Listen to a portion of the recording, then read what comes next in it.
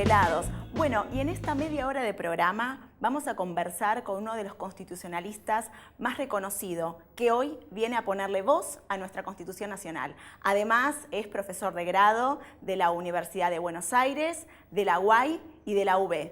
Bueno, sin más, acá lo recibimos. Bienvenido, el doctor Félix Lonigro. ¿Qué tal? Un gusto. Gracias por invitarme. Muy bien. También nos acompaña, como siempre, Esteban Sparrow. Así que, bueno, un gusto. Un gusto para mí, y sobre todo si lo que querés hablar conmigo es de la Constitución. Bueno, además, es fantástico, ¿no? Además. Además. Bueno, a ver, yo pongo un poco preguntas, ¿no? Lo que quiere también saber la gente, que esto tiene que ver el programa, ¿no? Quien está del otro lado, se hace preguntas cotidianas. Por ejemplo, nosotros estamos viviendo en un Estado de Derecho, en un Estado democrático, donde se garantiza el cumplimiento de los preceptos constitucionales, como por ejemplo transitar libremente, expresarse libremente. Ahora, ¿qué pasa cuando hay un corte que de repente un médico no llega a operar a su paciente y se le muere? Llegó tarde al consultorio y salí 2 horas antes, llegás tarde a tu destino. ¿Qué pasa? ¿Qué es lo que no se está entendiendo de la ley suprema que es la Constitución, ¿no? Yo creo que lo que no se entiende es lo siguiente.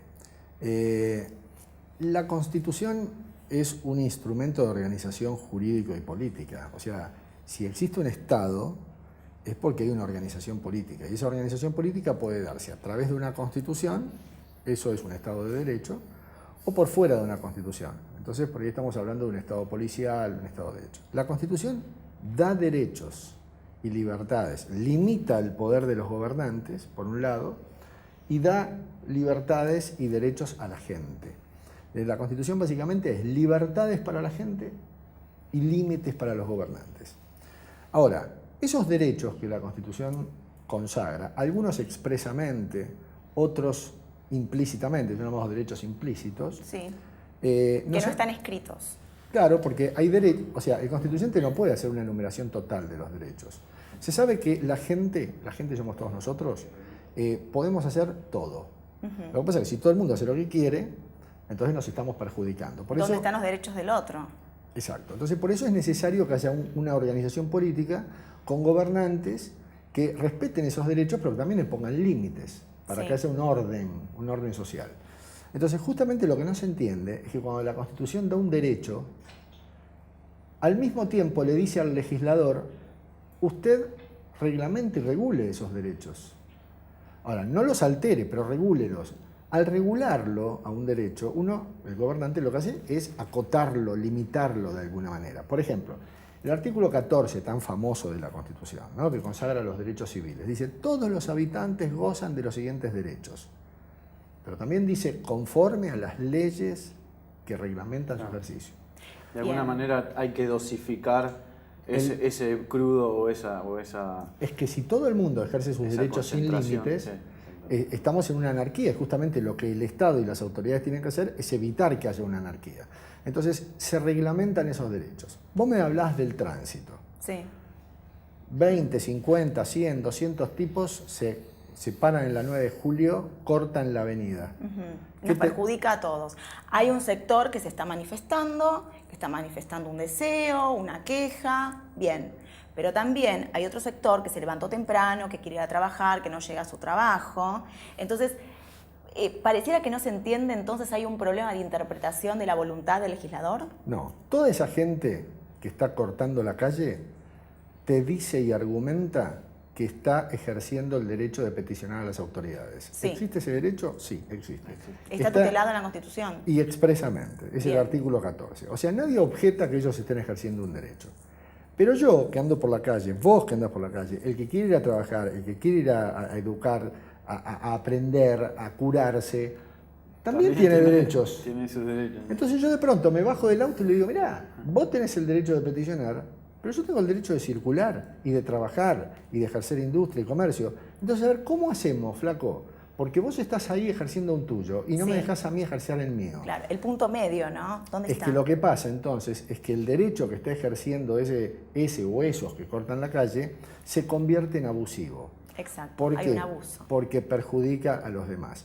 Ahí tiene que estar la autoridad, porque para eso elegimos la autoridad. Ese es el típico ejemplo del estado de la naturaleza, en donde todo el mundo, por ejercer sus derechos sin límites, chocan con los demás. Para eso elegimos autoridades. Y las autoridades se manejan políticamente con eso.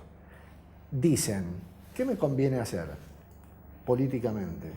¿Me conviene más sacar a toda esta gente de la calle o que el garrón de no poder ejercer sus derechos se lo coma? El costo lo paga el conciudadano. Exactamente. Entonces, y no, políticamente yo prefiero dejarlos que corten. En todo caso pongo policías para protegerlos. Claro, pero no es así. ¿Para proteger a quién? Viste que los cordones policiales Sí. terminan haciendo una especie de protección a los piqueteros. Para que no haya problemas, para que no haya gente que se enoja, que se o que excede. quizá que no se desmadre la situación. Exactamente. Porque termina pareciendo como que están siendo protegidos. Pareciera pero eso. sí, Es lamentablemente esa paz social que se logra sin equilibrar, sin un equilibrio en el ejercicio de los derechos. Lo que hay que lograr es que todo el mundo pueda ejercer sus derechos al mismo tiempo, sin problemas, y dentro del marco que la reglamentación, que tiene que ser hecha por ley, porque cuando uno dice, ¿quién reglamenta los derechos? La ley, y la ley es el Congreso.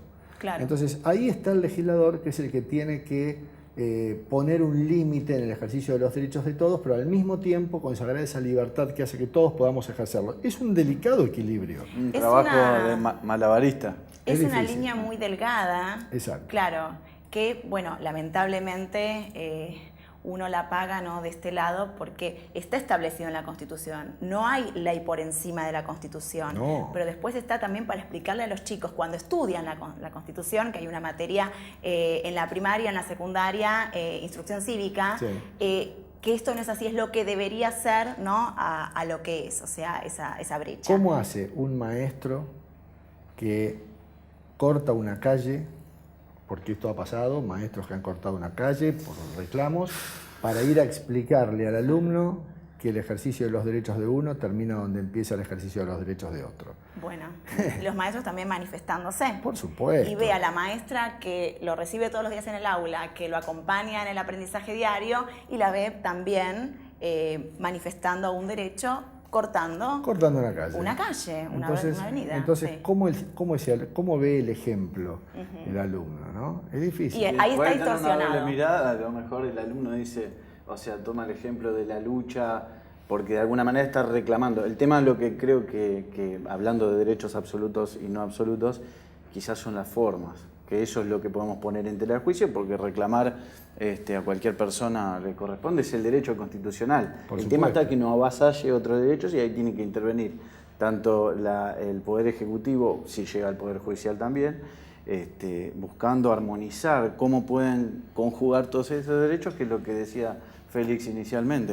Hay una sociedad, no solamente los que están cortando la calle, sino que yo estoy convencido que cuando la policía pretende disolver un piquete por estar generando un conflicto en el choque de los derechos, hay una gran parte de la sociedad que de pronto por ahí va caminando, que no está afectada por ese corte, que se pone en contra de la policía. Bien. Claro. Pareciera también que hay ciertos puntos o baches o lagunas en la Constitución, ¿no?, puntos suspensivos, uno cuando la lee, la analiza. Otro de los puntos que la gente se pregunta, ¿no?, y yo pongo un poco en voz las preguntas de la gente, ¿qué pasa con la figura del vicepresidente? Porque si bien está contemplado, no es muy claro la significancia del ejercicio. Por ejemplo, uno piensa en un país vecino, en Chile. En Chile no tienen vicepresidente. ¿Qué pasa acá con eso? Sí, ¿Y a qué ver. pasaría si no lo tendríamos? Yo personalmente creo que no pasaría nada.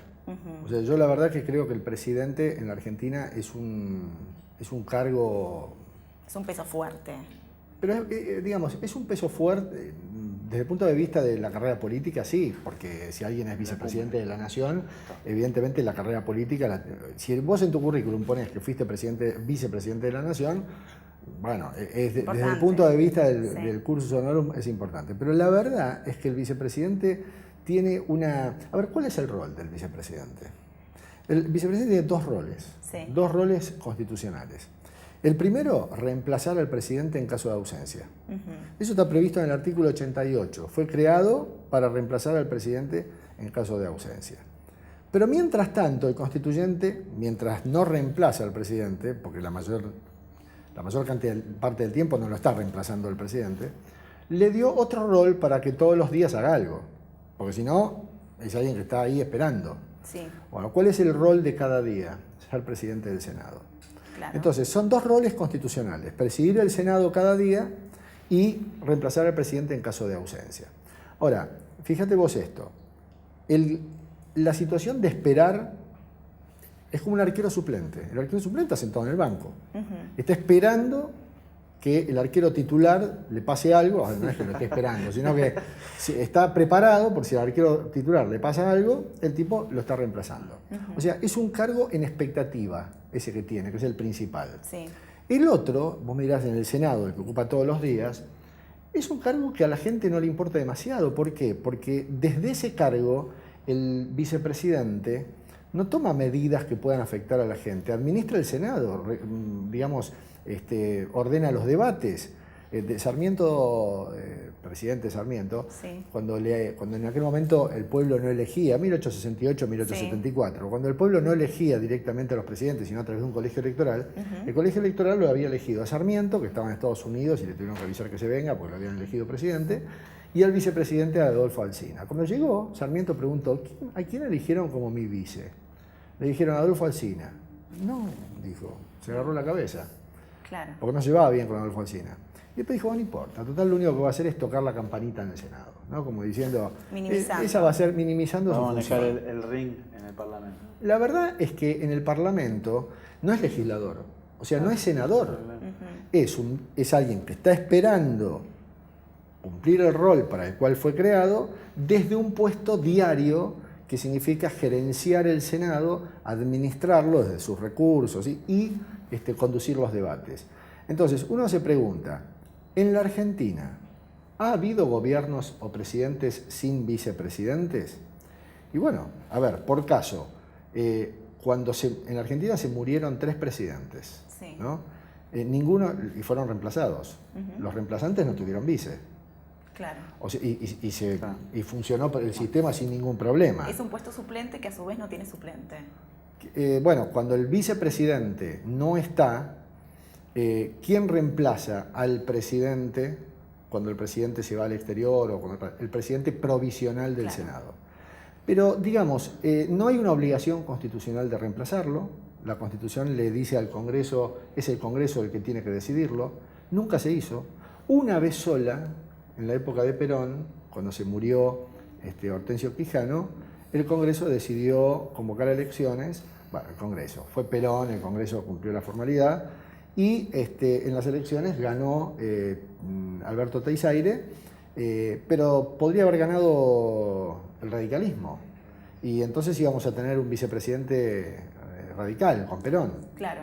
¿Puede ser de la oposición un vicepresidente? Pregunta que dejamos picando. Bueno, estamos en un Estado de Derecho, en un Estado democrático, y posteriormente vamos a hacer una diferencia entre el Estado de Derecho y el Estado político, que Esteban nos la va a aclarar. Bueno, vamos al corte y enseguida volvemos. Dale.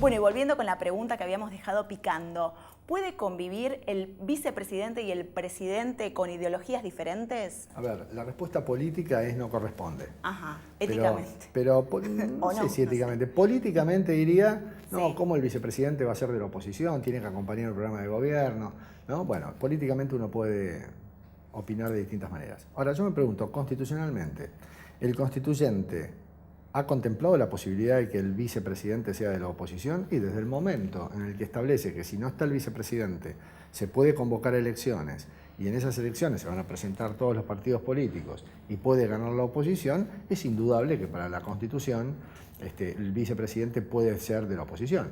Yo me acuerdo que esto que te estoy contando lo escribí en 2 o 3 diarios en alguna oportunidad, sobre todo en la época de Cobos y demás, y una vez la Presidente Cristina Fernández, siendo en su momento presidente, tomó en esas eternas cadenas nacionales, hizo un comentario diciendo, ¿vieron que Vudú, ella la habían operado, ¿no? ¿Vieron que Vudú Sí, estuvo y no pasó nada? ¿Vieron cómo el derecho, cómo la biología enseña más derecho constitucional que algunos juristas que hasta llegan a justificar que el vicepresidente sea de la oposición? Sí, bueno, pareciera, muchas veces Cristina Fernández parecía que había estudiado Derecho Constitucional con libros de biología, a la luz de las cosas que decía, ¿no? Pero está claro de que la Constitución es la Constitución. Sobre todo esto, a Cobos, Cristina Fernández le ha criticado mucho su rol como vicepresidente y le ha dicho, y en público, cumpla con su rol constitucional. Bueno, de hecho, también otra de las funciones, cuando hablábamos de las funciones del vicepresidente, es desempatar en ocasiones de empate, que había pasado aquel 18 de julio del 2008. Bueno, ahí sí se remite también a su función en ese caso. Bueno, cumpla su función. ¿Cuál es la función? A ver, yo le hubiera contestado, mire señora, yo tengo que presidir el Senado y lo presido, cuando usted se va la reemplazo, o sea, no sé cuál es la función que no estoy cumpliendo. Y de última, cuando tuve que votar, porque también es una atribución constitucional votar en caso de empate, voté en contra de lo que el gobierno sostenía, porque jamás el gobierno en campaña, o cuando nos presentamos juntos para la elección, habíamos dicho que íbamos a hacer esto. Claro. Entonces yo tengo la libertad para... Ahora, distinto sería si hay una propuesta, ¿no? Nosotros cuando lleguemos al gobierno vamos a, no sé, sacar la ley del aborto, sí, ¿no? Y yo después tengo que desempatar como senador y voto en contra. Ahí sí. Porque ya venía, ya lo hablé desde antes. Exacto. Pero no sería inconstitucional, sino desde la imagen de esa persona que está votando, o el costo político que tendría como vicepresidente. No sería inconstitucional. No sé, pero sería objetable. Es un reproche, claro, es un reproche político muy fuerte. Porque, a ver, llegamos juntos al gobierno, acompañando un programa y una plataforma. Vos ahora te abrís. Bueno, yo entonces es reprochable. Ahora, para temas que no fueron planteados, que se plantean después, también pasó con Frondizi y con Alejandro Gómez. Claro. Frondizi tuvo una política petrolera totalmente distinta y Alejandro Gómez dijo, en lugar de quedarse o votar en contra, que no le tocó, renunció. Bueno, ven, también suele pasar. Bueno, estamos en un Estado democrático, por eso también tenemos una Constitución. Ahora, ¿cuál es la diferencia entre un Estado democrático de derecho y el llamado Estado de policía? Porque la gente no le queda clara y se lo confunde a veces con un gobierno de facto. ¿Esto es así? Es una característica. El Estado de Derecho está regido por normas, por un ordenamiento jurídico. En este caso hablamos de una Constitución, sí, que es un texto madre, que establece principios, establece el ordenamiento del poder, las instituciones que van a ejercer ese poder, la manera en que se va a acceder a esos cargos dentro de esas instituciones y cómo el Estado, cada uno de los poderes en que se va a dividir el Estado, tienen que garantizar las libertades que se consagran en la primera parte, en este caso de la Constitución. Luego, todo el ordenamiento tiene que ser, digamos, correlativo con esos principios generales que se establecen.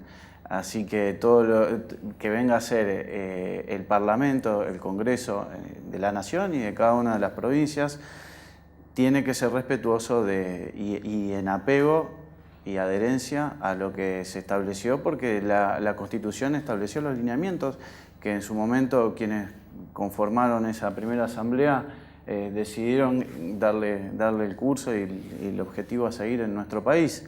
Hablando de un Estado democrático. Estamos hablando, sí, de un Estado de Derecho. Bien. ¿Qué pasa? Que hay un piso, una base, que se establece derecho, ya la comunidad internacional lo hizo a través de la Organización de las Naciones Unidas, cuando escribieron la Carta Constitutiva y después la Declaración de Derechos Humanos, porque sucedió que en varios países se creó un Estado de Derecho con una norma, con leyes que también regulaban esas normas, esos principios esenciales. Sin embargo, no eran respetuosos de los derechos humanos, como se conocen en la actualidad, y entonces dejamos también de hablar de un Estado de Derecho. Y por ende hablamos de lo que sería lo opuesto a un estado de policía. Igual el estado de policía tiene dos connotaciones. Cuando hablamos de algo cercano a lo que es un gobierno de facto, es decir, cuando no funciona el gobierno, el Estado de Derecho, y también hablamos de Estado de Policía cuando el Estado de Derecho tiene atribuciones que le son propias a través de esta normativa, de este ordenamiento jurídico, de controlar que se cumplan las leyes y regular, como hablamos en el caso del derecho a huelga, cómo se debe hacer, las modalidades en el ejercicio de cada uno de esos derechos. Y esto lo puede hacer el presidente a través de decretos, el Poder Legislativo a través de las leyes que elabora y los jueces a través de decisiones que toman en casos concretos. Bien, vale la aclaración entonces. Bueno, estamos con el constitucionalista, el doctor Félix Lonigro, que nos está acompañando. Además de todo, es escritor. Y acá nos ha traído dos libros. Uno es Derecho Constitucional, con ese se manejan en la facultad, y el último que habían presentado, Mira Vos. ¿Cuál es la diferencia entre ellos? ¿Cuál es la diferencia? A ver, el Manual de Derecho Constitucional es una obra con una hilación organizada de temas, ¿no? Es un libro para la universidad, para los estudiantes. Ese es el libro que se estudia, o uno de los libros con los que se estudia en cualquier casa de facultad de Derecho en la que se enseña abogacía. Aquel es un libro en el que yo traté de salirme. O sea, a ver, la docencia es divulgación y la docencia es enseñanza, ¿no? Uno puede divulgar por la necesidad de hacerlo y de compartir conocimientos con otros. La enseñanza tiene otra cara, que es la necesidad de que quien recibe esa información la entienda y la conozca, ¿no? O sea, aprenda. Este es un libro que pasa más por cuestiones que pretendo que lo pueda leer la gente que no estudia necesariamente. Es un libro que avanza por anécdotas de la historia, anécdotas no hilvanadas. A ver, si yo a un alumno le quiero enseñar historia argentina, primero le tengo que enseñar la Revolución de Mayo y después le tengo que enseñar, por ejemplo, la Organización Nacional. ¿Por qué? Porque ahí primero vino una y después la otra. En este libro yo me doy el gusto de prescindir de ese orden cronológico y pedagógico y de pronto en uno de los capítulos puedo estar hablando de el vicepresidente, como hablamos recién, y en otro de pronto del amorío de Hipólito Yrigoyen con Alicia Basicci, que fue una soprano, y al mismo tiempo con la hija. Bueno, mirá, entonces, eso es lo que le da el condimento, la riqueza. Exactamente. El programa, estamos en Revelados, y es justamente tu libro el que viene a revelar un montón de situaciones, de contenidos, de subtítulos que hasta el momento se desconocían, no solamente de la historia, sino también de presidentes, palabras. La verdad que es muy recomendable, sinceramente, bueno, yo lo he leído, me encantó. Y bueno, aparte me imagino con el cariño y la pasión que los tuviste. ¿Cómo se te dio ir por este lado? Mira, yo tenía un programa de radio hace algún tiempo no sé si se puede decir, no se puede decir, ¿no? No se puede decir. ¿En dónde? ¿Por qué no? No sé, digo, porque por ahí, en Conexión Abierta, que es una radio, digo porque por ahí no se puede decir el lugar donde... Bueno, ya está, lo dijo. Ya lo dije, no importa. La cuestión es que yo terminaba mi programa diciendo siempre, no importa lo que hagas, lo importante es que hagas lo que hagas, lo hagas con pasión, actitud y responsabilidad. Toma nota. Jugando con el hagas, ¿no? Pero la verdad es que todo lo que se hace con pasión, con responsabilidad y con actitud, generalmente da buenos resultados y si no satisfacciones. ¿Por qué se me ocurrió? Se me ocurrió porque uno es como que tiene la necesidad de divulgar y de contar las cosas para que no solamente los que tienen la posibilidad de estudiar lo puedan aprender, sino también aquellos que de pronto no solo no tienen la posibilidad de estudiar, sino que no les gusta. O tienen una curiosidad. O tienen una curiosidad. Sobre algo en particular. Exactamente. No se le puede enseñar a un alumno del secundario que Manuel Belgrano tenía voz de aflautada. Claro. Porque enseguida son chicos, lo cargan, es como una irreverencia. Claro. Pero yo acá me doy el gusto de contarlo Y aparte hay un conocimiento, hay una experiencia, una investigación previa. Porque eso lo humaniza a un hombre que ha sido maravilloso. Claro. ¿no? Eso lo convierte en un ser humano que agranda sus proezas. Es otra forma de leer la historia. Exactamente. La verdad que tu propuesta... Félix, para cerrar, es el momento revelados que muchos están esperando, donde el invitado viene a contar algo, sea de Félix como docente, como profesional, como constitucionalista, como padre, como pareja, como marido. ¿Qué es eso que querés venir a contar, que te pasó, que tiene que ver con alguna elección en tu vida laboral? Que bueno, quisieras contarles, que el que está del otro lado se puede sentir identificado también, hablando de esta naturalización, donde a uno también le pasan cosas que le está pasando a aquel que nos está mirando en este momento. Mira, no hay ninguna que por ahí pueda hacer que el lector quede con la boca abierta, pero me han pasado muchas cosas. Yo me acuerdo una vez, yo tengo un gran amigo, Alejandro Minuto se llama, amigo de toda la vida, tengo 2 o 3, él es uno de ellos. Y me acuerdo cuando yo empecé a escribir en La Nación, hace 15 años, una cosa así, empecé a colaborar no a escribir profesionalmente, sino a colaborar con notas de mi especialidad. Me acuerdo que en algún momento lo fui a ver a Germán Sopeña, un enorme periodista, gran periodista, que falleció en un accidente de aviación. Y le conté esto a algunos amigos, le digo, ¿sabés que lo fui a ver a Germán Sopeña? Por ahí una de esas puede ser que me pidió que le mande 4 o 5 notas, me pidió que por ahí... Y me dice, pero ¿por qué vos creés que La Nación te va a publicar a vos? Pero no me lo dijo mal, como diciendo vos quién sos. Sí. Me lo dijo como diciendo, a ver, ahí hay gente que tiene conocimiento y demás. Y claro, a mí no me conocía nadie y entonces le digo, bueno, es que justamente, le digo, ¿por qué no me va a publicar a mí si yo lo que publico me parece que es valioso? A mí me parece que es valioso y lo hago con pasión y lo hago con responsabilidad. Bueno, la cuestión es que un mes más tarde, o un par de meses más tarde, salió mi primera nota en La Nación y ya van como 70 en varios años. Y eso habla de que en realidad lo que uno sueña, porque si de lo que se trata es de un mensaje, Sí. yo siempre lo hago para los chicos, si de lo que se trata es de hacer lo que uno sueña, ¿no? Esto es algo de ello, porque escribir un libro realmente es maravilloso, Sí. desde su repercusión. Es trascendente no solo por importante, sino porque además te permite trascender cuando uno ya no está. Lo que uno sueña y aparte siente la pasión. ¿Qué se puede hacer? Que se puede realizar. A ver, lo peor que puede pasar es que uno intente por acá y no, intente por allá y no, intente por el otro lado y no.